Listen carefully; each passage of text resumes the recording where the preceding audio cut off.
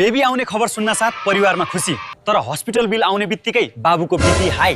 तर एसएसएफमा हुनुहुन्छ भने राहत मिल्छ है। नेपालको सामाजिक सुरक्षा कोषले सुत्केरीमा कस्तो सुविधा दिन्छ थाहा छ? डेलिभरीदेखि हस्पिटल खर्चसम्म म्याक्सिमम 1 लाख रुपियाँसम्म कभर हुन सक्छ।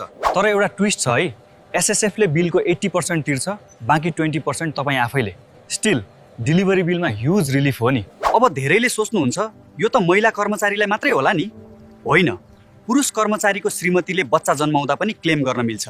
अनि अर्को इम्पोर्टेन्ट कुरा भने हस्पिटल बिल मात्रै होइन, योग्य महिला कर्मचारीले मटर्निटी लिभमा 98 दिनसम्म बेसिक स्यालेरीको 60% पनि पाउन सक्छ। तर कन्डिसन चाहिँ छ है, एसएसएफमा मिनिमम 3 महिना कन्ट्रिब्युसन भएको हुनुपर्छ, त्यसपछि मात्रै यो फेसिलिटी लिन सक्नुहुन्छ।